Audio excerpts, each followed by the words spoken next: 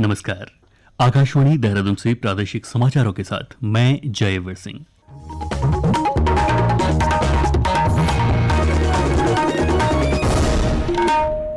पहले मुख्य समाचार।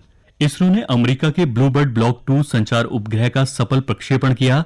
राज्य मंत्रिमंडल ने प्राकृतिक गैस पर वैट की दर 20% से घटाकर 5% करने को मंजूरी दी। सर्वोच्च न्यायालय ने उत्तराखंड में वन भूमि पर अवैध कब्जों के मामले में सख्त रुख अपनाते हुए राज्य सरकार और प्रशासन को आवश्यक निर्देश जारी किए। और रिजर्व बैंक ने बैंकिंग प्रणाली में नकदी की समस्या दूर करने के लिए नए उपायों की घोषणा की है।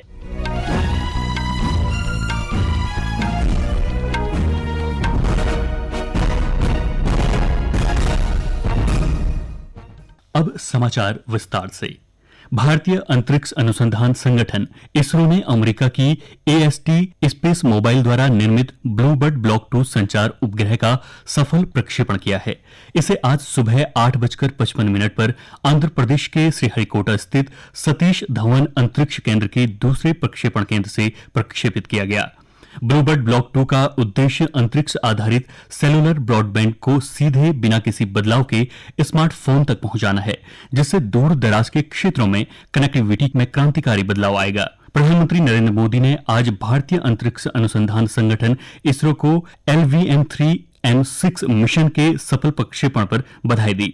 सोशल मीडिया पोस्ट में प्रधानमंत्री ने कहा कि इस प्रक्षेपण ने अमेरिका की अगली पीढ़ी के ब्लूबर्ड ब्लॉक 2 संचार उपग्रह को पृथ्वी की निचली कक्षा में स्थापित किया। यह भारत की अंतरिक्ष यात्रा में एक गौरवपूर्ण उपलब्धि है। उत्तराखंड सरकार ने प्राकृतिक गैस वैट की दर 20% से घटाकर 5% करने का निर्णय लिया है। आज सचिवालय में पुष्कर सिंह धामी की अध्यक्षता में हुई कैबिनेट बैठक में कुल 11 प्रस्तावों पर निर्णय लिया गया।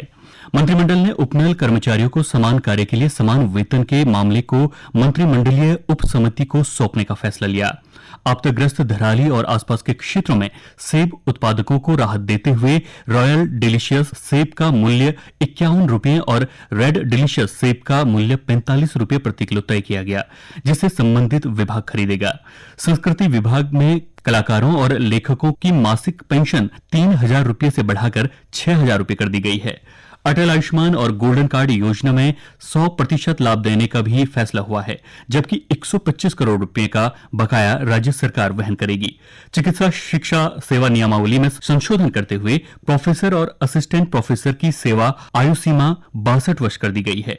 दुर्गम और अति दुर्गम क्षेत्रों में कार्यरत डॉक्टरों को 50% अतिरिक्त भत्ता दिया जाएगा। इसके साथ ही कैंसर इंस्टीट्यूट के लिए 4 नए पद सृजित करने और प्रेस क्लब की इमारत को सूचना विभाग को स्थानांतरित करने का निर्णय भी कैबिनेट ने लिया है। सर्वोच्च न्यायालय ने उत्तराखंड में वन भूमि पर अवैध कब्जों के मामले में सख्त रुख अपनाते हुए राज्य सरकार और प्रशासन को आवश्यक निर्देश जारी किए हैं।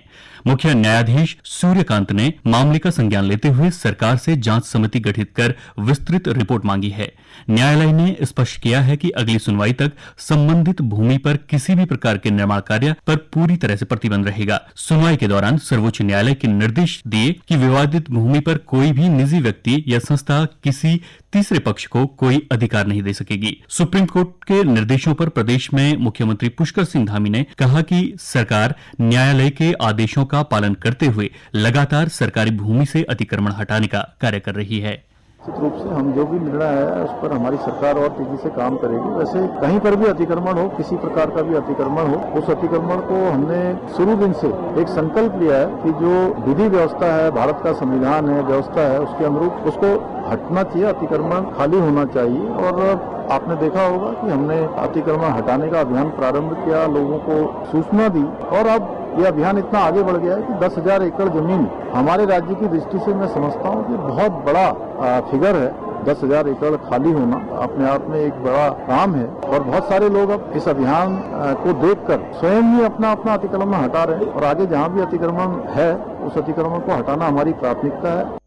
वहीं प्रमुख वन संरक्षक और विभागाध्यक्ष आर.के. मिश्रा ने कहा कि वन विभाग जल्द ही एक समिति का गठन करेगा जो वन भूमि पर हुए अतिक्रमण की जांच कर आवश्यक कार्यवाही करेगी।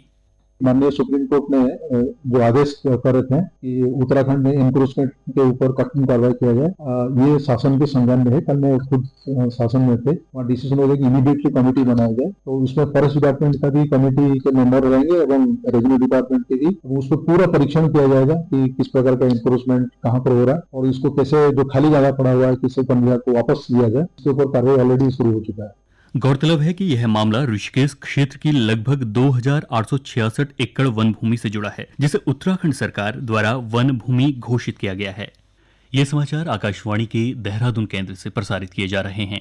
रिजर्व बैंक ने बैंकिंग प्रणाली में नकदी की समस्या दूर करने के लिए नए उपायों की घोषणा की है। बैंक ने आगामी दिनों में खुले बाजार परिचालन, ओएमओ और विदेशी मुद्रा की खरीद फरोख्त के माध्यम से लगभग 3 लाख करोड़ रुपए उपलब्ध कराने की योजना बनाई है। इसके अंतर्गत रिजर्व बैंक 2 लाख करोड़ रुपए की सरकारी प्रतिभूति खरीदेगा। इसके अलावा रिजर्व बैंक 10 अरब डॉलर की खरीद फरोख्त करेगा। इससे बैंकिंग प्रणाली में नकदी बढ़ेगी। रुद्रप्रयाग जिले के जखोली ब्लॉक स्थित बधानी ताल को पर्यटन मानचित्र पर नई पहचान दिलाने की दिशा में एक बड़ा कदम उठाया गया है। राज्य सेक्टर वर्ष 2025-26 के अंतर्गत पर्यटन अवस्थापना निर्माण योजना के तहत बधानी ताल के सौंदर्यीकरण एवं विकास कार्यों का शिलान्यास किया गया।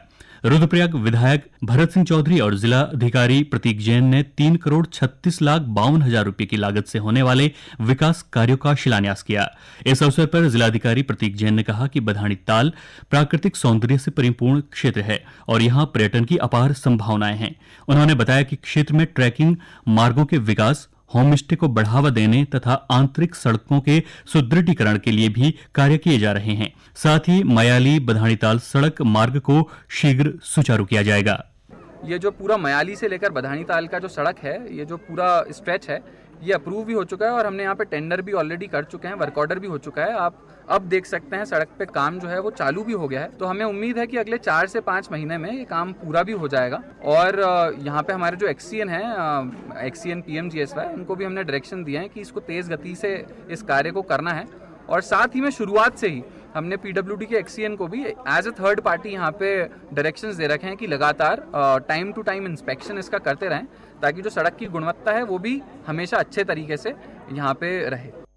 पिथौरागढ़ जिले में जल्द ही बहुप्रतीक्षित पोस्ट ऑफिस पासपोर्ट सेवा केंद्र की स्थापना की जाएगी। जिलाधिकारी आशीष भटगाई ने कलेक्ट्रेट परिसर में प्रस्तावित स्थल का स्थलीय निरीक्षण कर पासपोर्ट सेवा केंद्र शुरू करने की प्रक्रिया प्रारंभ कर दी है। निरीक्षण के दौरान क्षेत्रीय पासपोर्ट कार्यालय देहरादून से आए वरिष्ठ अधिकारियों तजेंद्र सिंह बिष्ट और DS राणा ने केंद्र के लिए प्रस्तावित कक्षों का निरीक्षण किया। निरीक्षण के बाद तैयार की गई संयुक्त रिपोर्ट केंद्र सरकार के विदेश मंत्रालय को भेजी जाएगी। मंत्रालय से स्वीकृति मिलने के बाद पासपोर्ट सेवा केंद्र की औपचारिक शुरुआत कर दी जाएगी।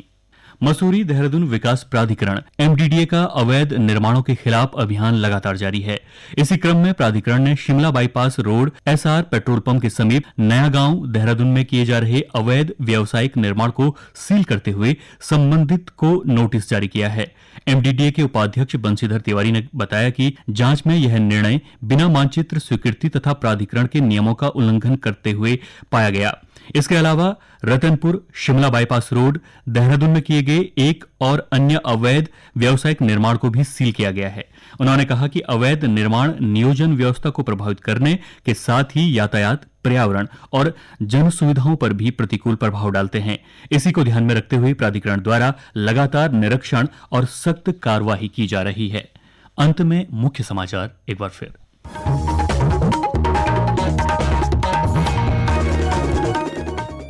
इसरो ने अमेरिका के ब्लूबर्ड ब्लॉक 2 संचार उपग्रह का सफल प्रक्षेपण किया।